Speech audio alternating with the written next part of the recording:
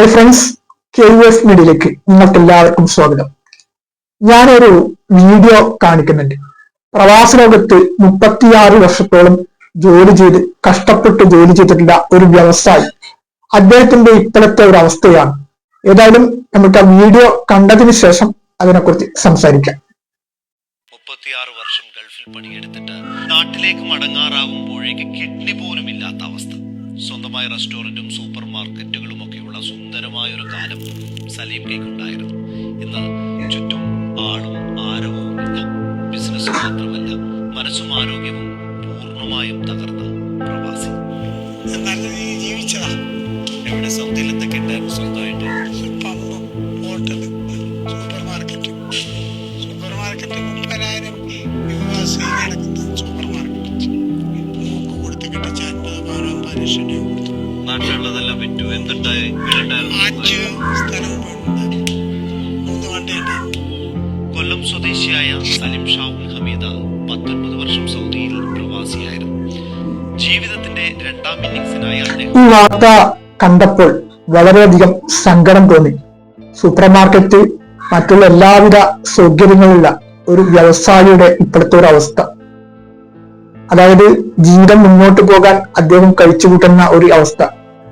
പലപ്പോഴും പ്രവാസികളുടെ അവസ്ഥ ഇങ്ങനെ തന്നെയാണ്.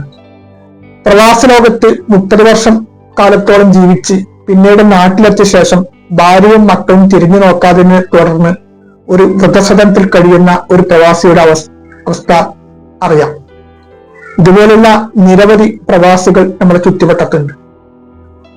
ഇദ്ദേഹത്തിന്റെ ഈ അവസ്ഥയിൽ സത്യത്തിൽ വളരെയധികം വിഷമം തോന്നിപ്പോയി. ആ വാർത്ത കണ്ടപ്പോൾ ഇദ്ദേഹത്തെ സഹായിക്കാൻ അവിടുത്തെ സന്നദ്ധ സംഘടനകളും മറ്റും രംഗത്ത് വരുമെന്ന് നമുക്ക് വിശ്വസിക്കാം. ഇവിടെ ഒരു കാര്യമുണ്ട്. പ്രവാസം ലോകത്ത് ജോലി ചെയ്യുന്നവരോട് ഒരു അപേക്ഷയായിട്ട് പറയാനുള്ളത്, നിങ്ങളുടെ ആ യുവത്വത്തിൽ ചോര വിയർപ്പുണ്ടാക്കി പിന്നീട് നാട്ടിലേക്ക് കാശൊക്കെ ആക്കുന്നു. നിങ്ങളുടെ കുടുംബം ഒരു ഭദ്രതയിൽ, ഒരു സേഫ്റ്റിയിലേക്ക് മാറ്റുന്നു. പക്ഷെ നിങ്ങൾ ജീവിക്കാൻ മറന്നുപോയവരാണ് എന്നാണ് ഞാൻ മനസ്സിലാക്കുന്നത്. കാരണം നിങ്ങളുടെ ആരോഗ്യം, നിങ്ങളുടെ സമ്പത്ത് ഇതൊക്കെ നഷ്ടപ്പെട്ടു കഴിഞ്ഞാൽ ഒരാൾ പോലും തിരിഞ്ഞു നോക്കാൻ പറ്റാതെ ഒരവസ്ഥയിലേക്കാണ് മാറുക. അവിടെ ഭാര്യ എന്നാണോ മക്കളെന്നാണോ എല്ലാവരെയും അടിച്ചാക്ഷേപിച്ച് പറയുന്നതല്ല, പക്ഷെ കൂടുതലും ഇപ്പോൾ സംഭവിക്കുന്നത് അങ്ങനെയാണ്. വൃദ്ധസദനത്തിൽ നമ്മൾ ചെന്ന് നോക്കിക്കഴിഞ്ഞാൽ അവിടെ 1, 2 അല്ലെങ്കിൽ 2-ലേറെ പ്രവാസികളായ ആൾക്കാരെ കാണാം. ഇവരൊക്കെ വർഷങ്ങളോളം പ്രവാസ ലോകത്ത് ജോലി ചെയ്ത് കുടുംബം പുലർത്തിയവരാണ്. പക്ഷെ ഇവരൊന്നും ജീവിക്കാൻ മറന്നു. അവരുടെ ശിഷ്ടകാലം ഇനി എന്ത് സംഭവിക്കും എന്നുള്ള കാര്യത്തെക്കുറിച്ചിട്ട് അവർ ഓർത്തില്ല. അവർ ആ യുവത്വത്തിൽ ഉണ്ടാക്കിയ സമ്പത്ത് മുഴുവനും കുടുംബത്തിന് വേണ്ടി ചെലവഴിച്ചു. ഈ കറുവ പശു എന്നുള്ളൊരു കാര്യമുണ്ട്. ഈ പശുവിന് ആ പാല് തരുന്ന എത്രത്തോളം ഉണ്ടോ ആ സമയം വരെ ആ പശുവിന്റെ ഉടമക്ക് ആ പശുവിനോട് പ്രത്യേകം ഒരു സ്നേഹമുണ്ടാവും. ആ കറവ് പറ്റിക്കഴിഞ്ഞാൽ പിന്നീട് ആ പശുവിനെ ഒഴിവാക്കാനുള്ള തന്ത്രപ്പാടായിരിക്കും. ഇതുപോലെ തന്നെയാണ് ചില പ്രവാസികളുടെ അവസ്ഥ. അവർ അവിടെ രാവെന്നോ പകലെന്നോ നോക്കാതെ, ചൂടെന്നോ തണുപ്പെന്നോ നോക്കാതെ, അവരുടെ സ്വന്തം ആരോഗ്യത്തെ പോലും നോക്കാതെ അധ്വാനിച്ച് ഉണ്ടാക്കിയ സമ്പത്ത് മുഴുവനും കുടുംബത്തിന് വേണ്ടി ചെലവഴിക്കും. ഈ കുടുംബം അവിടെ നിന്ന് എത്രത്തോളം കാശുകൾ അയക്കുന്ന ആ സമയത്തൊക്കെ കുടുംബത്തിന് ആ പ്രവാസിയെ സംബന്ധിച്ചിടത്തോളം വലിയൊരു കാര്യമായിരിക്കും.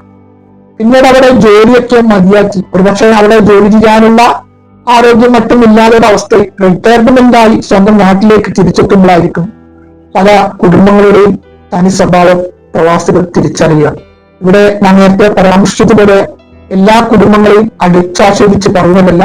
ചില കുടുംബങ്ങളൊക്കെ ഇങ്ങനെയാണ്. ആരോഗ്യവും സമ്പത്തുള്ള സമയത്ത് ചുറ്റുപാടുകളും ബന്ധങ്ങളും ഒക്കെ കൂടെ നിൽക്കും.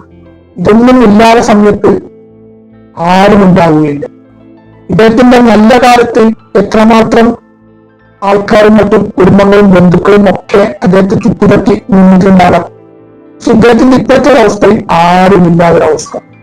അതുകൊണ്ട് എന്റെ പ്രിയപ്പെട്ട പ്രവാസികളോട് ഒരു അപേക്ഷയായിട്ട് പറയാനുള്ളത്, നിങ്ങൾ അധ്വാനിക്കുന്ന കാശിന്റെ ഒരു വീതം തീർച്ചയായിട്ടും അത് നിങ്ങൾക്ക് മാത്രം ചെലവഴിക്കാൻ, നിങ്ങൾക്ക് മാത്രം വിനിയോഗിക്കാൻ വേണ്ടി അത് മാറ്റിവെക്കാം.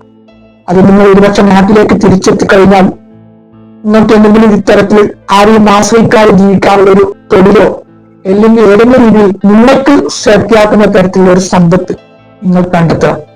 അല്ലാതെ പക്ഷം തീർച്ചയായിട്ടും പല പ്രവാസികൾക്കും ഉണ്ടായ തിക്തമായ അനുഭവം നിങ്ങൾക്കും ഉണ്ടായിക്കൂടാനില്ല.